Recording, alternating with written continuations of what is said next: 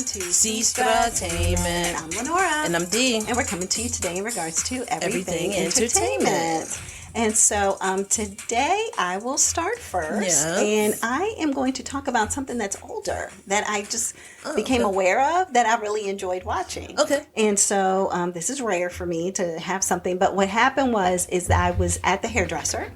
And I say hairdresser, but my loctician. And as I was at my loctician, she is so tired of looking at things because she is always watching TV all day, every day. Yeah, I get so that. she starts watching older things sometimes. So I was like, okay. Tell her to listen to some podcasts.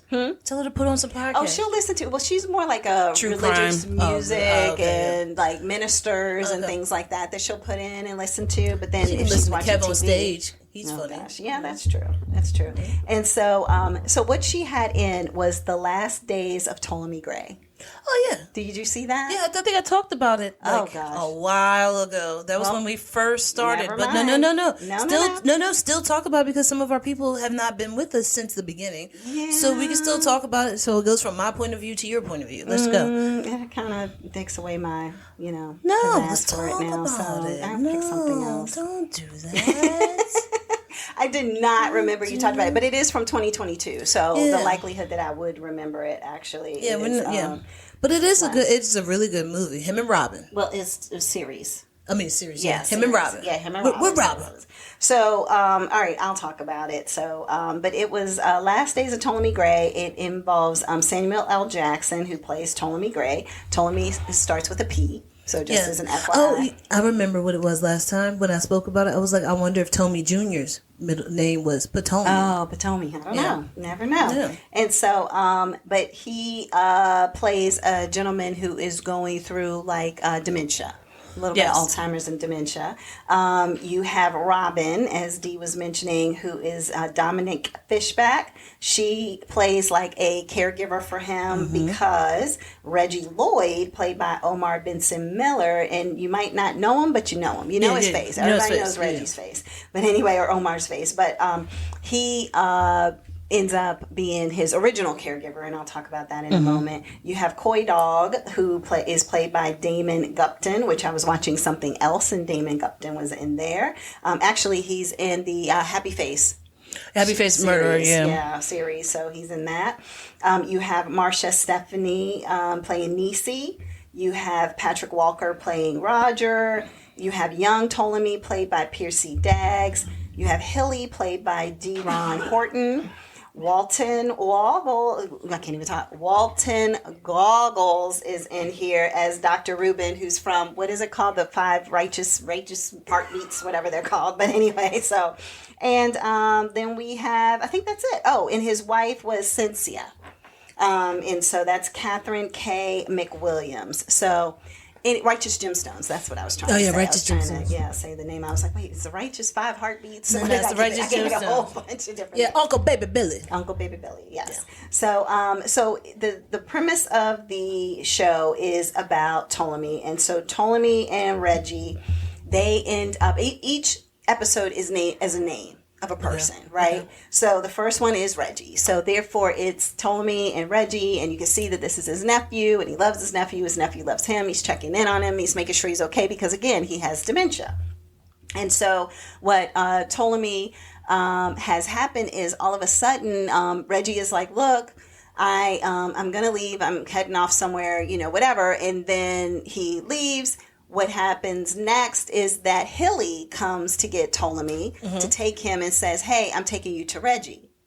And he was like, oh, okay, no problem. Yeah, he was supposed to come by. He didn't come by, whatever. So they're, talking as they're going, but also he needs to stop by the bank. So in the process of him stopping by the bank, guess what happens? Hilly steals some of his money because he knows the guy has dementia. So he said, no, I had 3 envelopes. Yep. You only gave me back 1. And he said, no, the woman only gave me 1. So then Hilly, you just know Hilly is not worth anything. Yeah. So anyway, he takes him to where Reggie is. Ptolemy gets there. He's eating food. He's, talking to people. He's like, where's Reggie? Nobody's showing me Reggie. Where's Reggie? So they finally take him to Reggie. And Reggie, unfortunately, they're having a repass for Reggie. Yeah. He got killed, shot in the face. Yeah. and he's in the house because people have done that in the past where you would have the repast and the funeral and everything like right there in the house.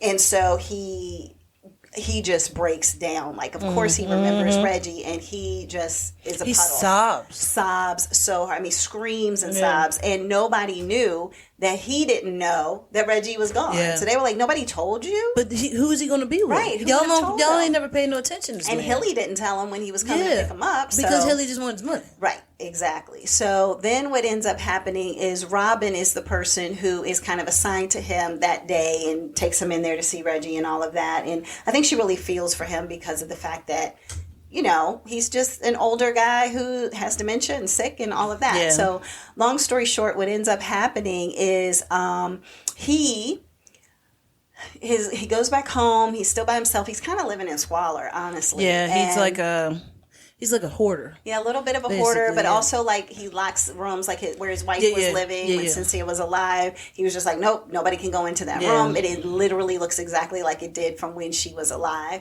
Which was God knows how many years ago. Right, exactly. And so then all of a sudden Robin has an altercation at the house of her aunt that she's staying at with her cousin, or I guess not even cousin. They're not really related, but kind of play cousins, whatever. So long story short, she decides, look, I can't stay here. I'm leaving. I'm going to go stay with Ptolemy.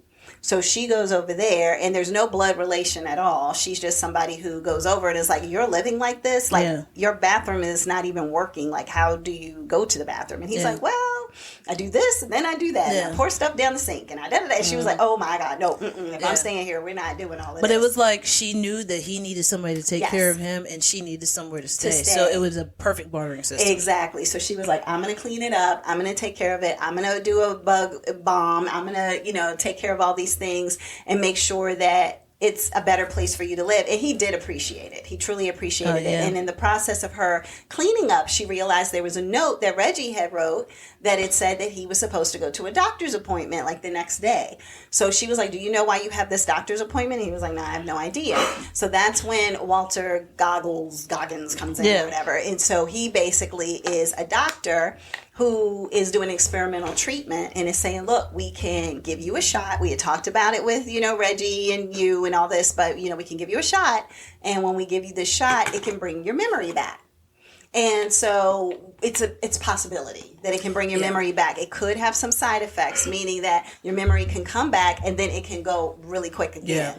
And then it won't be reversible. But you'll be giving us as a test subject great data and information that we can use to ensure that future people, can potentially have a cure for dementia.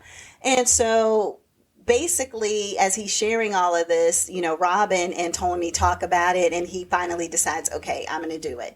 So he does the shots, and then miraculously, his memory starts coming back, like to the point that Robin walks in, and she was just like, wait, you know who I am? Like, this is going on, that's going on. He was like, yeah, da, da, da, da. And then he's talking about things like from a long time ago. He's thinking, talk about things from yesterday, because that's what the doctor was saying is basically you might remember something that happened in 1960, but do you remember what you had for lunch earlier today?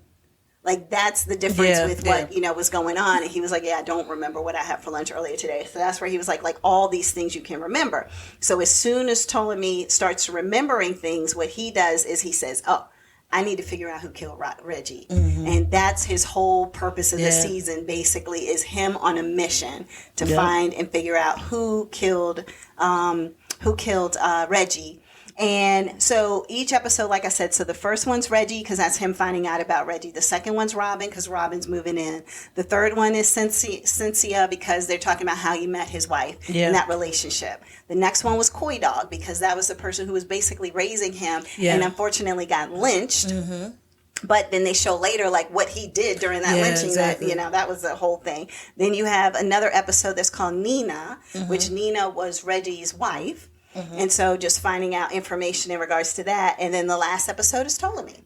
So it just goes through each person of importance in his life at any given time of his life. Exactly. And how that person plays into what's going on in that particular episode. And so I just thought it was really good, really moving. Really good. He did a really good job too of playing somebody who, I mean, it's Samuel L. Jackson, of course, but him playing somebody who has dementia one moment and him playing somebody who is totally lucid and knows exactly what's going on. He's a great actor. And being suave and debonair because he bumps into this lady in the bank. Yeah. And she was, at first I was like, is she trying to scam him or something? Like, does she know him from somewhere? Because at the same time, Haley's trying to scam him. But she comes up and she says, hey, I need $50 more to do what I need to do here at the bank. And the only thing I have is a ring that my father gave my mother. And I'll give it to you to hold as collateral until I give you back the $50. Like, so giving me the 50 isn't just giving me the 50. I'm going to, you're going to have something that's a prized possession of mine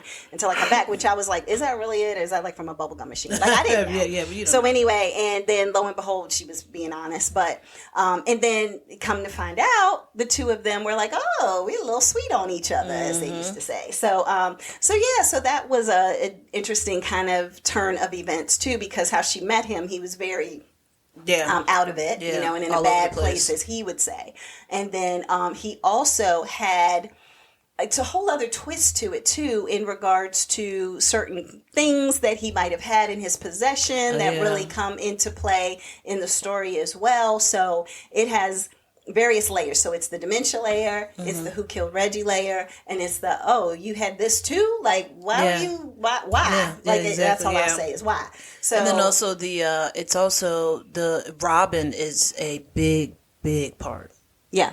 Of the whole thing. So it's like, it should be Ptolemy and Robin. Yeah, it really should, because she does such a great job acting, and really for somebody who's not her blood relative, doing everything she can to support him and help him. And when he even offered her money, she was like, I don't want money. I don't want, like, no, that's not what I'm here for. I am here to, you needed somebody and I needed you. And it's to the point that you could tell that there was true, genuine love between the two of them, to the point that she was like, if you were younger and I was older, we might be able to do been able to be in a relationship. That's how much she truly loved him, and him stepping up for her, because she was somebody who you could tell had, like, she is tough and she has been abused and different things have happened. And when he steps up, and when he was just like, I don't like the way you're looking at her. I don't like that you, that's not how you treat a lady. And she just looked a little smirk like, yeah, finally somebody stepping up for me and saying the things that I now have to fight.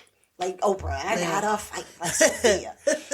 So anyway, so that is my take on Ptolemy Grey. Okay, I mean, kind of about it, since you had already talked about it. But I talked about it when it first came out. Yeah, but if somebody wants to watch it, it's on Apple TV. So if you want to check it out, it is out there. It's only one season because it's about that story, but it's really, really good story. Again, it's from 2022. It's only 6 episodes, so it's not going to take you forever to catch up on it too. So, all right. What do you have, sis? What I have is on Prime Video. Okay. And it is G20. Oh, I watched that too. Yeah. I forgot I watched it. All right, we can talk. See, look, now you're being like me now. Yeah. You're being like me now. So, all right, we can both talk about this. Okay. So let me go ahead and go over the cast so everybody will know. Like I said, it is on Prime TV. It's called G20. The people in the cast, you have Viola Davis, who plays the president, President Sutton. You have Anthony Anderson, who plays her husband, Derek Sutton. You have Marsha Martin, who plays Serena Sutton, who is her daughter, which is funny. You got Anthony Anderson and Marsha together again. Yeah. You also have Christopher Farrar, who is playing the son, Demetrius Sutton. You have Ramon Rodriguez, who is, if everybody knows him as Roy Trent, he's on the Roy Trent TV show. That's him. Oh, he is Agent Manny Ruiz. That's where I knew his face from. I was trying to figure that out. Okay. But he is Agent Manny Ruiz, and he is the Secret Service for for the president. He is the main detail for the president. You also have Anthony Starr, which I don't know what it is about Anthony Starr. Is like, he gives me Kanye mouth. Yeah, his mouth is like he has marbles in it. Yeah, it's like his cheeks are so big and fat that it looks weird, and then he has no lips at all. Yep, exactly. I'm glad he had a beard in here because I don't recognize it as much as I do on The Boys. Yeah, on The Boys with him not having any facial hair at all. Yeah. You have Douglas Hodge as the Prime Minister, Oliver Everett. let me see. Elizabeth Marvel plays the secretary, the treasurer. Excuse me, Treasury Secretary. Yes. Sabrina Impaccitori plays Elena Romano, and let me see. Oh, Mawa Anna Lee plays Han Min Seo. So these are the main people that you're going to see throughout the entire movie. Everybody else, they're basically like an extra. You might see them about 4, 5, 6 times, but they're just extras. Yeah. They might have some words to say. You don't even remember them after the movie's gone off because it's so much action, it's so much going on, and it's really great. Oh, you have Clark Craig, who plays the vice president. So I did want to mention him as well because they are talking back and forth. So basically what it is there is a G20 summit. Yes. Now, the G20 summit is in South Africa, and as this is happening, you have different world leaders who come together who try to, make a change in the world, save the world. Yes. Now, as this is happening, there are some mercenaries who end up coming in and taking over and trying to make the world leaders say and do certain things. So then, like, the AI can use their likeness, to like be able to like change everything and like stuff going on with the world and world organizations by faking what these people were saying. Even one gentleman who was the Korean president, really far ahead. Oh yeah, I'm just going through a couple of different things. Okay. Yeah, I'm not going to go through the whole thing. No, not through the whole thing. But I was just like, oh, it's like G20 summit, then bam, and I was like, oh, see, I would have started with the daughter is a mess. Like I'll get to that in a second. Okay. But yeah, so with there was the Korean president who ended up, was it the president? I don't know. I think so. Yeah, he ends up because she was calling the wife the first lady while she was dancing. And while he was trying to say, none of my people are going to believe this, I'm not going to say this, then it was like, okay, cool. And then they had to make an example out of him, basically. So as all of this is happening, they are basically trying to get to the president. And she is a beast. So she's already been, was she shot or injured? Yeah, she was former military. Yeah, she was former military. Yeah, so she saved a baby from its mother who was already deceased and had been blown up in a bomb. And she actually grabbed the baby out of the mother's arms. And from there, she was like, basically like a hero, but then she was like, that ain't never gonna happen again. Like, I'm gonna make sure that everything is on point. So her and her security detail are doing, I don't even know what that was, like Muay Thai or something like that, outside on the White House lawn. Something. Yeah, maybe jiu-jitsu, maybe, on the White House lawn. But I love how the two, Manny and the president, both have that back and forth. It was like, look, I mean, my job is to protect you, so we're gonna be close. Yeah, she's like, look, you're closer than any other man has ever been to me. Like so they have that good rapport back and forth, which is amazing. But he does have to keep putting her in her place, and was like, this is my job, let me do it, woman. Right, but because of the fact that she's former military, she's like, but I can take care of myself do this too. Like I got this, but she needs to allow him to do what he when he told her, all right, I'm gonna take the front, you take the back, I was like, you supposed to be protecting the president, and you gonna put her in the back. It's all every man, is necessary in this point right now. Exactly. Because they were struggling. But yeah, so Viola Davis is kicking AWS and taking names, and of course that the president of the United States has already been in through a whole bunch of stuff and has been in the military. Excuse me, and has been shot before and, doesn't want to get hurt again, does all these classes, like all this stuff to make sure she stays on beast mode. And then she becomes like the savior of like the G20 summit. Yes, by saving people basically one by one. Yeah, even to the point that they're like, oh, here's the Americans trying to bombard their way into things and try to dictate and tell everybody what to do. Like, I think it was a British guy, prime minister or something. Yeah. And then he was an idiot. He gets some and then later on, when she was like, because I'm trying to save your life or whatever, and then he realizes like, oh, she actually did. And then he's like, okay, I appreciate you so much right now. Exactly. Now, he is with 3 women and Manny. Right? Yes. They all end up getting caught up together because the mercenaries are coming through to go ahead and do all this stuff to the G20 summit. So now, while this is happening, you have 3 women who are basically like taking over and just like, okay, I'm just going to do this. Mm-hmm. Like when they open up the chute, and the lady just goes. She don't say nothing. She was trying. She was like, excuse me. And then after that, and then finally she was like, I'm just going to open the chute and slide down and see what happens. Yeah, exactly. That saves me. I didn't like that they didn't close the chute.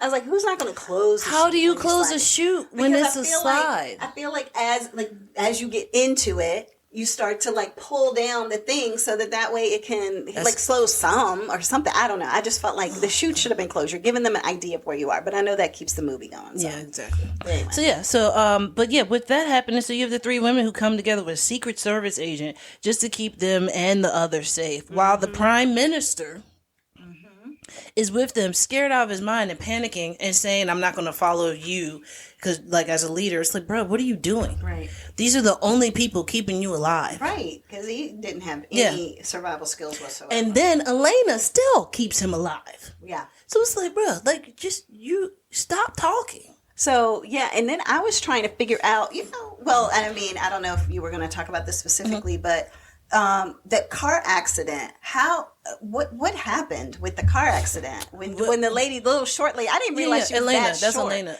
Yeah, I don't know if she was that. I don't know if she's that short. That big? I think the beast is that big. I've seen the beast in person. Oh yeah, it's huge. But no. So she's the same lady who's on the White Lotus season 2. Oh, I haven't looked at that. Yeah, with Jennifer Coolidge. Oh no, I did watch that. She was the lady who was putting everything together. The concierge. Concierge. Yep. Yes. And now that you say that does put it together for me. Okay, yeah, cool. Yeah. So so what happened with that was that she drove Beast out, but all the way through the barricade. Yes, she busted through all of that. So they had the good people on the back of the bad people who were in the front. That's the part that I was trying to figure out because it was gunshots, right? Oh yeah, so the gunshots were not the gunshots were them trying to the people who were actually at the summit. Yeah, who were outside, not the people outside the gate. Because there's a gate to get into the summit, the area for the summit, and then to get actually into the building. So she busted through the gate to get to the good people. So, I'm sorry, I'm just going the whole path. But anyway, so she's driving, and it's a long driveway. Yeah, I saw that. She's driving like that. They are shooting missiles. Yeah. Missing and everything. No. But they're actually shooting bullets as well because the people are outside seeing that it's the beast driving by. Yeah. And they're thinking the president is in there, so they're shooting at it, and that's the reason why I got all shot up. But then when they finally did that one explosion and flipped it over, that's how that got into it. was weird because I thought, now they're in enemy territory, but they weren't. So that was the part that threw me off a little bit. In territory. Nothing. We can keep. Yeah, but we have to talk about that after. Yeah. Okay. Sidebar. Let's table it. Let's sidebar it. Let's put it in the parking lot. Pin in it. Those are all of the HR Aaron things that I would say. Okay. So, yeah. Okay. Yeah. All right. So one part that I thought was funny was when some of the South Africans that were there for the summit, actually the president had told them to like keep an eye out for the kids. So as these two, is a male and a female, as they were trying to save the son and the daughter, which was hilarious, as they're trying to save them, and they succeed. The son's like, "Are you from Wakanda?" I know, that was so funny because she was moving. I thought she was from Wakanda. That's immediately what went to my head. Me too. I think everybody was like, "She moving like she in Wakanda." Yeah, exactly. Yeah. Mm-hmm. So I thought that was cute. Yeah. But I thought that was really cute how they put that in there. Cute. But so when you were talking about the daughter, so the daughter, she is good at hacking and breaking out of things and breaking into things. She's really good at that. The son, he's like, look, I'm just here so I don't get fined. Like, don't ask me no questions. Just because my sister told me she's sneaking out, don't mean I should say anything about it. I'm the good one. He's like, so you want me to get beat up by her, or like, well, I don't understand what y'all want me to do. So I'm just gonna stay out of it. I'm gonna stay neutral. But he's Switzerland. Yeah, he's definitely Switzerland. So she is. When I saw her start off as the headache in the beginning of the movie, I knew that she was going to be really good. Yeah. By the end of the movie, and it reminds me of the Jamie Foxx and Cameron Diaz movie with the little boy. He was like, the little boy, and actually it was basically the same thing. You get the son and the daughter, and then as all of this stuff happening, Secret Service and all this other stuff. Yeah. So it's very similar to that. A lot of explosions, but yeah, how the kids end up, coming around and helping out, and I love that. But the action in the movie is amazing. Loved every second of it. The only thing is, I felt like if the movie first started, something was off. Something was missing. It's like, I don't know. It was something there that was missing. Like from a perspective of the action or storyline, or is it?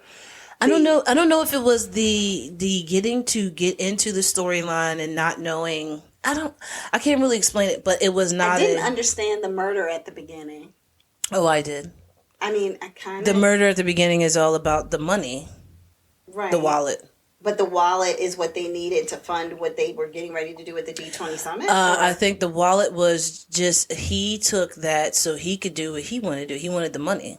Right. I think he just wanted the money. I don't think it's not for the G20 summit because the money was still in the wallet later on. Oh, okay. It was just, they had actually stolen the money to go ahead and try to keep the money for the mercenaries or whatever, but it ends up backfiring on them, basically. Okay. So yeah. All right. But yes, Viola Davis definitely still giving Woman King. Arms look like Angela Bassett's, but just thicker. You know what I'm saying? She does a great job. The one thing that I do have negatively to say about it is the makeup. The makeup was not up to par. Oh, her makeup. Her makeup, they definitely, I don't know, maybe this is just me, but I feel like it wasn't her color palette. It was not her color palette. Yeah. So I just wish that, Hollywood or whoever. Well, it was just like when I talked about last week, right? It's how a lot of times the black actresses saying it's hard. Have people who are on the staff that understand the tones of African American or people of color skin. Exactly. And so they end up giving you too dark, too light, too grayish looking, too much like you're supposed to be in a casket. Yeah. I definitely looked up the makeup artist for this. One of the makeup artists is the person who does like all the gory stuff. You know what I'm saying? That kind of makes sense. Yeah, because they have to have that. But then the other makeup artists that I saw were doesn't look like they would touch urban palettes. Oh, okay. Gotcha. So maybe it's just a miss. Yeah, I wish that it was more of that. I wish it was more. You would think if you have a full, like, if the African Americans are on the set as being the main characters of the movie, that you would have the makeup artist to ensure that they could do African American makeup. Or maybe you should even be like, hey, since you have your own makeup artist and hairstylist, this is how we want you to look. Here's a mock-up of how we want your hair to be. You have it in a ponytail. Who are you saying? I'm saying that this is going to be the movie people saying you have your makeup artist yourself. You are an actress. Yeah. You have your own personal. I got to pay for my person. I'm going to get there. So you have your own personal makeup artist and everything, right? So now instead of me going out and making sure that this makeup artist does this, I'm going to go ahead and make sure that your makeup and your hair and everything is going to be done right because we're going to pay your person. We're paying your personal person. To do your makeup. Yeah, and then this person, these ladies over here, they're doing everybody else's. And then they can do the gory stuff later if they need to the make gore, it look like you have a exactly. knot on your But for you for you to be presentable for a movie, if you're going to be playing the president, you got to look on point. Yeah. No, so that was the one thing that I just was like, that just was off just a little bit. Yeah. But other than that, it's a great movie. It has a lot of action. The storyline's good, but it's kind of like it's a lot. It's a lot that happens in it, and they all work together very well. I think that the cast did an excellent job. Did you believe her and Anthony Anderson as husband and wife? I didn't either. That was the one thing that I was just like, wait, what? And that's another thing. It's like I want Hollywood to know that if we can't think that they're gonna look like a couple. Yeah. What makes you think everybody else is going to think they look like a couple just because they're two black people together? Yeah, it's like, I didn't feel like there was any chemistry. Maybe that's it. Like, because sometimes you could just throw two people together and they somehow make it feel like there's some degree of chemistry. Yeah. So maybe it was just But then you also have two actors who are not actors that do they're not love scene actors. Yeah. So therefore, like, and I'm not that they did a love scene in this, but they're not like affectionate on all their movies and all that kind of stuff. So it's like, oh, okay. Where if it was like a Sandra Bullock or Kate Hudson, you're like, oh, they're always kissing somebody in a movie. Yeah, they're always doing that. So but it's like because Viola Davis does not play a character where she is dating or anything like that. Yeah. She's usually married or she's married, single, or single, or widow. or widow, or a woman king. So so she does not. She's not in that whole genre of actresses that would do that. But I mean, like I feel like if they would have made what is her name? Kimberly? No, what's her name? The one who plays Tatiana in Princess and the Frog.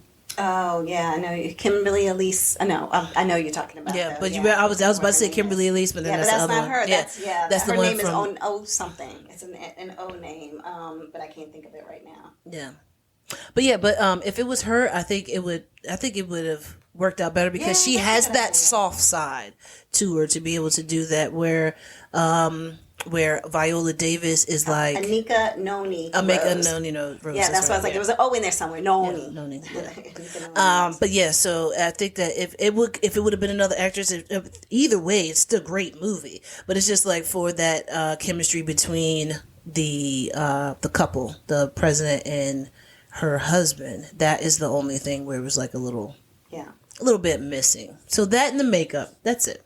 Okay. But everything else is good, and I love how it's like the black woman comes to save the day. Yeah, there you go. Right. So if you want to see it, it is called G20, and it is on Prime. Okay. Well, I am going to do some hot topics. And so one of the hot topics that probably could have been spoken about last week that I forgot was about the Blue Origin trip. Yeah. So this is the trip on April the 14th, 2025. There was a Blue Origin trip to go to the outer hemisphere of the Earth. And it involved having a number of women. So it was an all-female, I was going to say cast, but it wasn't cast, but an all-female cast. I'm going to say a cast. I'm trying to think of astronauts?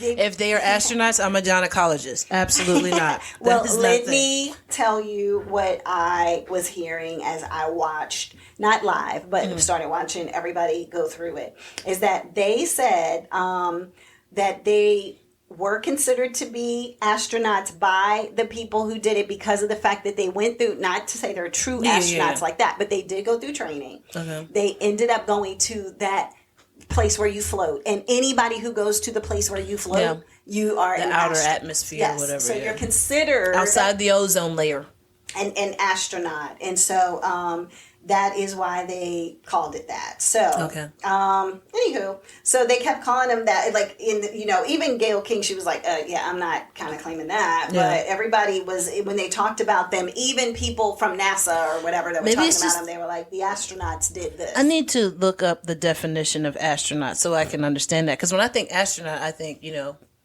somebody who studies and goes into space.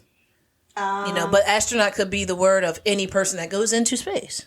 Yeah, that's the way that they were describing it on everything that I saw. But whatever, it works. So the people who went were Lauren Sanchez, Katy Perry, Gayle King, Anisha Bowe, Amanda Gwynn, and Carrie Ann Flynn. Do we know all of these people? Because I think I only knew Katy Perry and Gayle King. I will explain who everybody was. Okay. So you have Lauren Sanchez, Jeff Bezos' fiance. Oh, okay. And helicopter pilot, so you know that he was going to make sure everybody was safe because he left his wife for this woman and gave billions of dollars to her. That doesn't mean anything. Life insurance policies pay a lot. Yeah, but I think that would be a little, like with all these eyes little suspicious, on it, that would be suspicious for sure. Plus you had Katy Perry, who's a singer-songwriter, of course, Gayle King. You might as well just say Oprah's best friend, but she is, no, I'm just joking. She's got her own name as well. Yeah. So journalist, co-host of CBS Mornings, all of that. and Aisha Bow or Bow, I don't know how she says it, Bowe, so it could be Bow or Bow, but I think it's Bow. But it is former NASA rocket scientist and STEM advocate. Okay. So she sounds like she's legit. Yeah. Amanda Gwynn is a bioastronautics research scientist and civil rights activist. Okay. And then you have Carrie Ann Flynn, film producer. All right. So it's like you actually are qualified or you have money. Yeah. Exactly. And so, for the most part, what ended up happening from everything that I found out about this is they did go through a very thorough training. They talked them through exactly what they were going to hear at each stage of the process so that they would know, oh, this sound is going to sound right. And when this happens, this is when the rocket breaks apart. And then when this happens, this is going on. So just know these are all the things that happen. It was an 11-minute trip. Yeah. Going up. Getting there. It's like you go up and then you're up there for a second and then gravity pulls you back down. And then they said that it's interesting because too, you do end up seeing like the curve of the earth and all of those. I mean, because you're out there, but it's weird because you can still see them from the ground. So you can see the tiny dot of them all the way up there. So you're like, gosh, shouldn't you be up further in order for you to see that curvature? Yeah. But, and for them to float. So anyway, they end up doing that. They can float for about 4 minutes, and then they had to lock themselves back in, and then they come back down to Earth. Now, what I found interesting, because I've never watched any of these before, is that they end up, the ship that takes them up, because, sometimes those things fall into the ocean with NASA, right?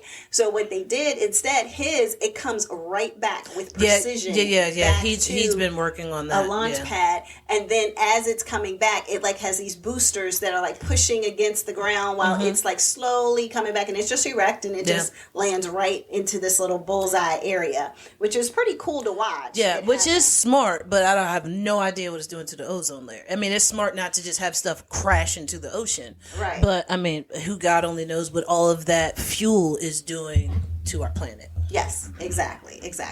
And so, and then the little pouch part, or the tip, as some people call it. Just the tip.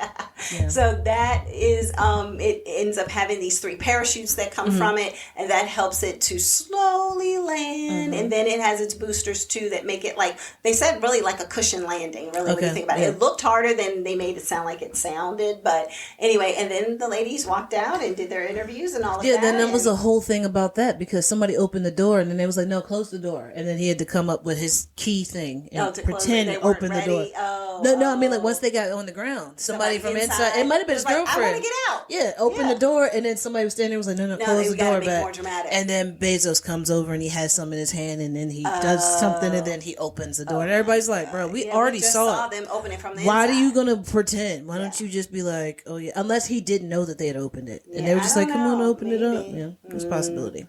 So because he was standing off in a different section where like Oprah and other people were standing. I think it was. Did you see Gail's face when she was on the walkway going into the spaceship? She looked scared as. And she said she was scared. Yeah, she was. She said, "I hate flying." Yeah. Much less going all the way up there. But she was like, "I have to step out of my comfort zone. I have to do it." So the woman in front of her, which I think was Carrie Ann, she looked happy. Or maybe that was Bezos. I don't think it was Bezos' fiance. But anyway, she looked excited, happy, ready. Yeah. And then it was Gail was looking like, "Oh my God." Yeah. What did I sign up for? What did I do? Why did I do this? And she would kiss the ground when she got off of it too. So there was that. And they were like, oh, that's going to be a meme. So anyway, but it was about $150,000 deposit to reserve the seat for anyone who wanted to do that. And was it $28 million to go? Yeah, it says a seat on the inaugural flight in 2021 was auctioned off for $28 million. Oh, okay. So that was what that one was, but it doesn't mean that,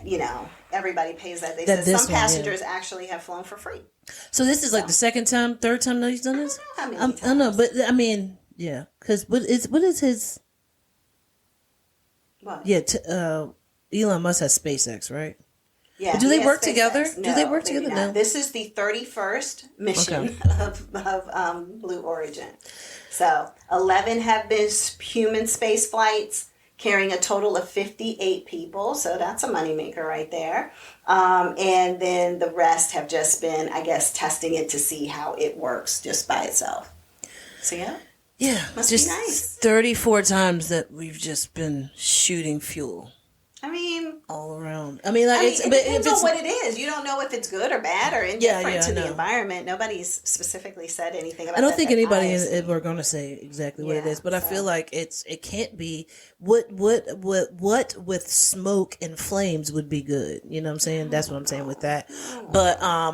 But yeah, I mean, I was just thinking about that. Like, I can understand if you're going to do it for actual research, but just for fun, that's destroying the planet. I don't even care about y'all spending money and doing it. It's just, I think more of the planet than people. Well, they took more of the money away from NASA. So in a way, I think personally, they did this years ago.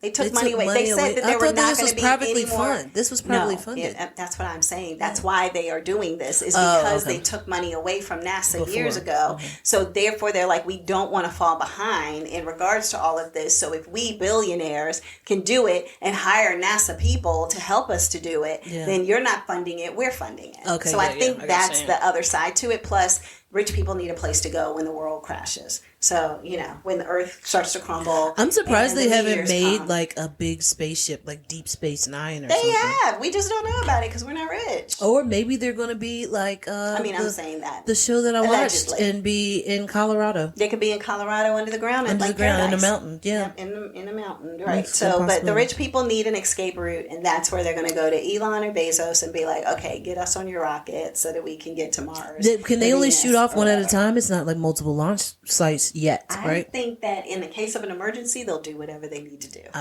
bet you there's probably multiple launch sites in the ground. 14,000 of them just start popping up and everything. Yeah, it's going to be like popping up like we have the nuclear warheads in places. It's just going to be like coming out the ground. You're going to be like, what is that? What is that? Like, we'll probably see that happening to know, something bad is happening, because there's a lot of spaceships in the air right now. If I saw that go up in the air, I'd just be like, all right, so how many people do I want to tell about themselves? That I was really nice and I did not. Really? That's where your brain goes? I want to get things off my chest. I don't want to leave anything unsaid. Just in case I might become like a radiation zombie. Okay. Or something like that, The funny thing is I would have nothing unsaid to say to anybody. Anything I've had to say, I have said. But I'm not also a person that has a bunch of things that I would have to say. Oh, yeah. No, I wouldn't either. But, I mean, some people would be like, All right. Well, to move the conversation on, next topic. The Pope, unfortunately, passed away. So Pope Francis passed away Pope Francis. At 88. And so basically tributes have poured out from everywhere all around the globe for Pope Francis. He was a sitting pope, so they have to have the conclave, which is the show that I talked about a while ago, and they actually had said that since his passing, the conclave streaming numbers have jumped tremendously, which I can totally understand. I believe that because you had a whole show about it. Right, exactly. And what the process is, because nobody, I don't know because I'm not Catholic, but the only thing I know about is the smoke. You know about the smoke? I remember before we got Pope Francis, there was the smoke thing. It was like, okay, did they find a Pope? Yeah, the smoke is this color? No, they didn't, or whatever. Or it only goes out a different color once a Pope is discovered, and then everybody is out there and cheers, and I remember, because it's a certain time of day that you do it. So everybody's in the square, which is pretty cool, because I've been in that square, and it was kind of awesome to just be there and look up to like, oh, that's where the Pope would be right now, kind of thing. So it's pretty cool.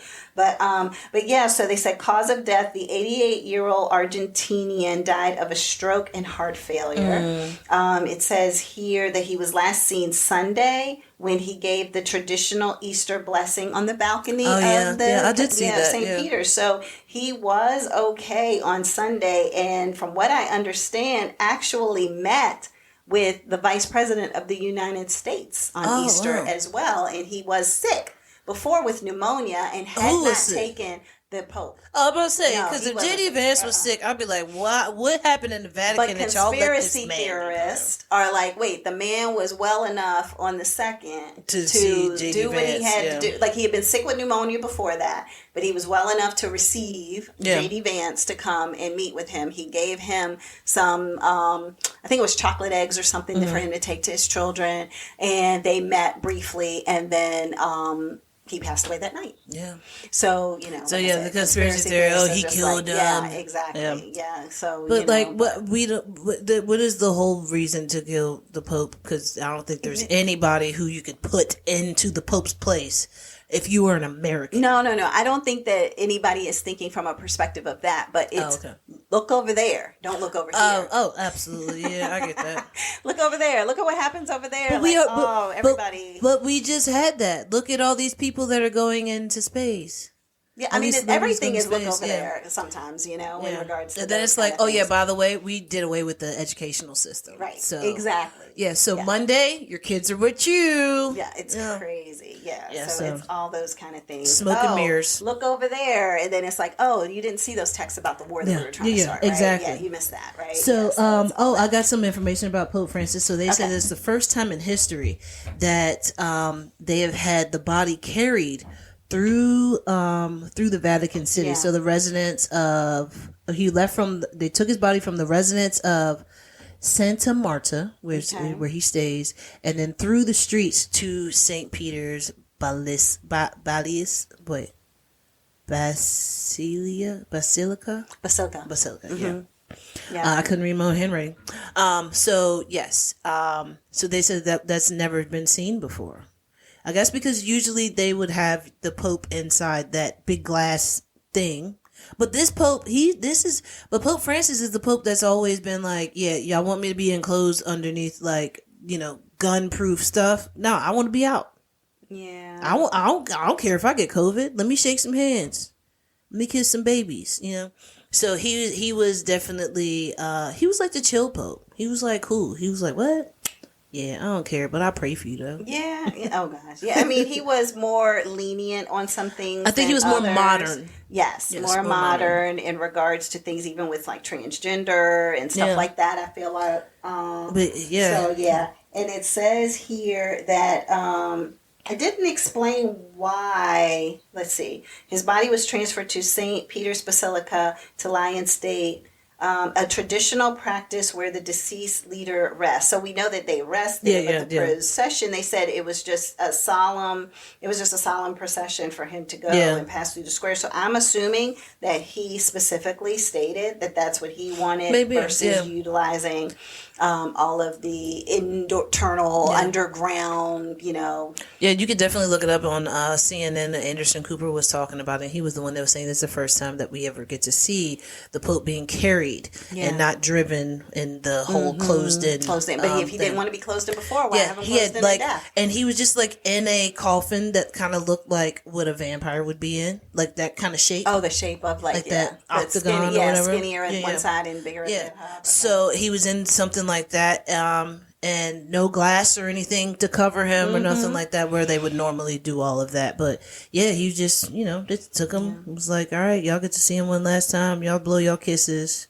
Yeah. And that's it. So, And so the conclave will begin after the funeral, which I haven't heard when they are stating that the funeral will be. I don't know. But they said that the conclave was where the cardinals will begin the process of electing a new pope. And they have to, people will bid and say, hey, yes, I'm looking forward to becoming a new pope. And you can, they'll do their whole thing inside there. So I'm just wondering how contentious it's going to be now that I watch the show Conclave. Because, that was some stuff.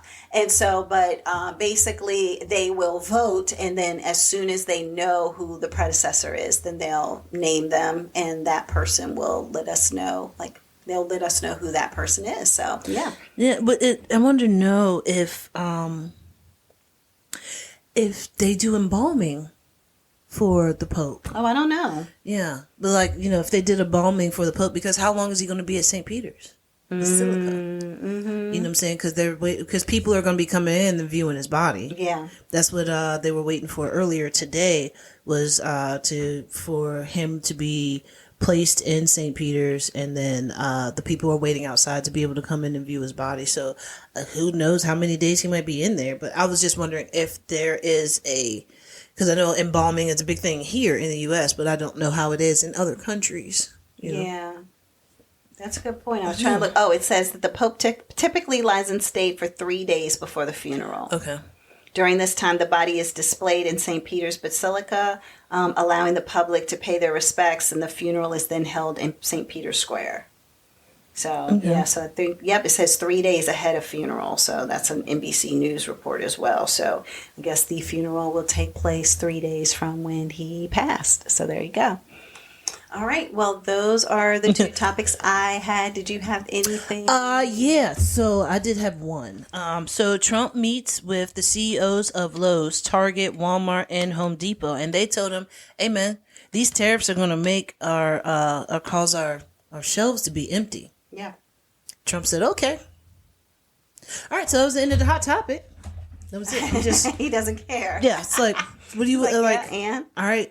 You knew what this was, but now, I mean, well, but did they know what it was? Did they agree to what it was? Are they coming together to say, look, we are the big box companies here that Americans need. Yeah. We want to collectively go so he doesn't target any one of us. Yeah. We're trying to have it so that we can all go together because we're scared of this man because he's a mob boss. Yeah. And so, he's going to bust our kneecaps or something. Yeah. So therefore, let's just I want to be sleeping with the fishes. Oh my gosh. So basically, they're like, let's just do it as a collective front and see if we can get any buy-in. Yeah. But from what was said, Trump was kind of like, oh, okay, well, it is what it is, and now we can. Now everybody can fall apart. But then it's like, they want to do more building of for the U.S. to be able to manufacture stuff, but then it's still going to be so expensive because. Well, maybe they made a difference, but go ahead, continue. I'm going to say something.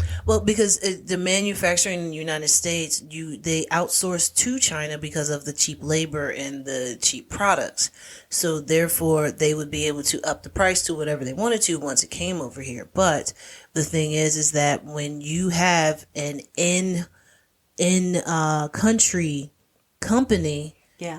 There's no cheap labor because people need to be able to live, to sustain. And you've made everything super expensive. Exactly. So since COVID, really. Yeah. So then it's like, so what is the thing that's going to be the best for us? Because the tariffs is still more money. Right. Everything is more money. Well, here's the thing. So to someone outside looking in, you would think, okay, tariffs, if you want to have everything American made, American owned, American bought, right? Mm-hmm. You put the tariffs on things that are from outside of the country. There's all these high taxes, whatever.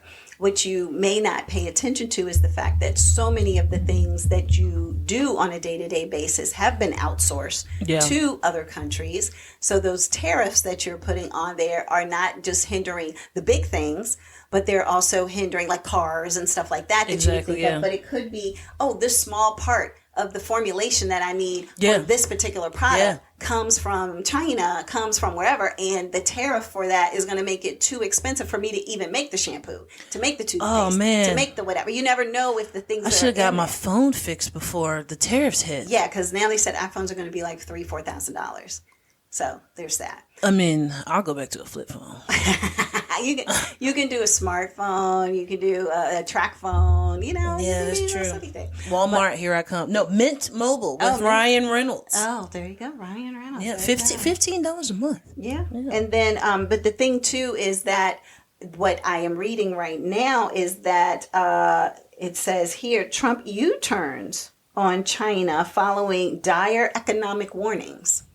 So I think that you're thinking high level, made in America, done by Americans, working for America, all of that is great. However, when you think of all the things that America doesn't even have in process to make, that you'd have to then figure out how to build and make because you're not getting it from there, or even if you are getting it from another country, that it's going to be super expensive. Yeah. If that creates an economic downturn like it has done with the stock market, I think that they did not anticipate that the stock market would, like the world economy would do what it has done. Yeah. And you can't, if we're already feeling like we're doing all of this because China is catching up to America, which I think is kind of ahead of America, but I digress. But they are. We're getting all of our stuff from them. So how is China catching up with us? Yeah, because in America's mind, you work for us. You're making the products that we use, so you work for us. But they don't realize that China's like, look at these idiots over here that are giving us all their money, and now they have to just keep coming to us. That's the point, though. That's the point, is that it's the way that you think about it from your privilege. Yeah, China is the plug. Okay, China is China is the plug, and then we just have to keep reing up our drugs from them. The issue is that we in the past have had to borrow money from China. That's the issue.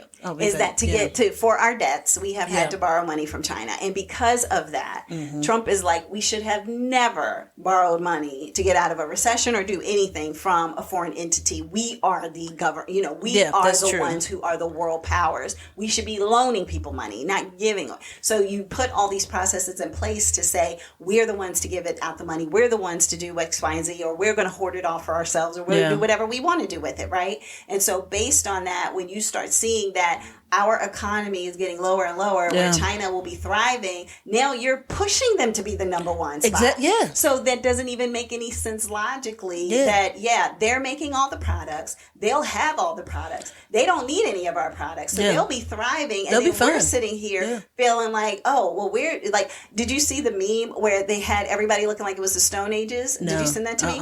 So basically it was them trolling. China is trolling America by putting things all out on the internet saying, this is them at a store, and they had literally wood toys and people dressed like they were the cavemen. So it was like, where's your clothes gonna come from?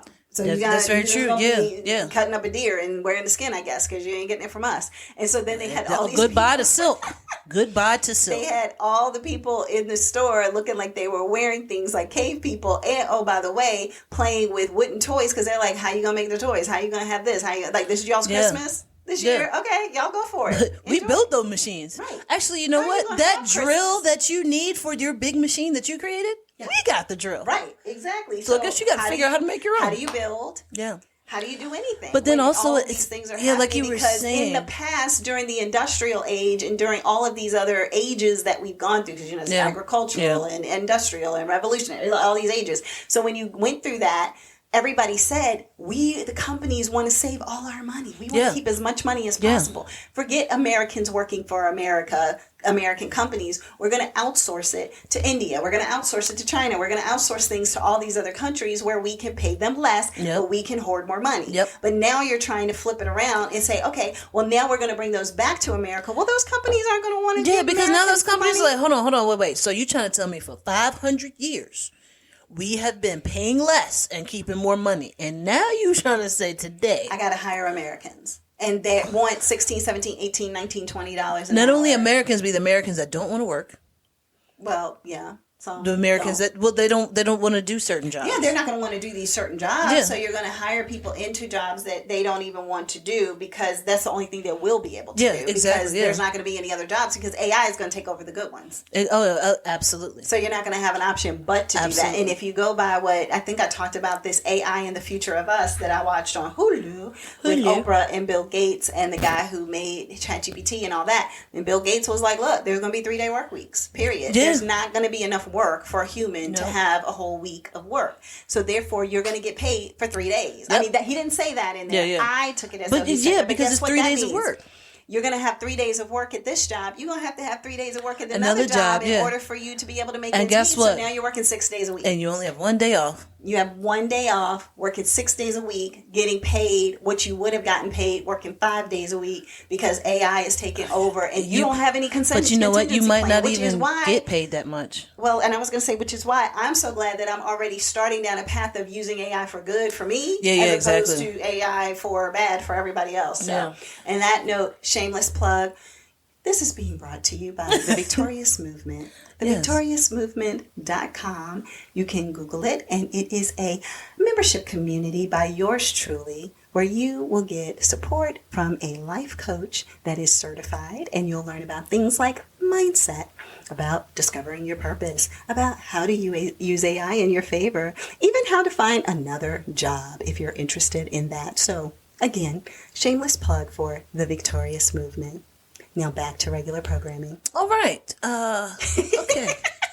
I'm going to need you to change your voice. You kind of sounded like Siri, and I had to sound like a different person. I was trying, because I was like, this is like our announcer coming in. Saying, but now you blew up my spot. No, I'm joking. I was saying me, so there we go. But anyway, so what else do we have? Is that it? That's it for us? Okay. That's it. Wow, we still talk too much. We always talk too much. Yeah, we do talk too much. So that's us. This is us. Take it or leave it. Us, you keep tuning in, so you must like it. There you go. Well, that is it for another amazing episode of Sestra-Tainment. Everybody have an amazing, amazing week, and we'll connect with you again next time. Bye.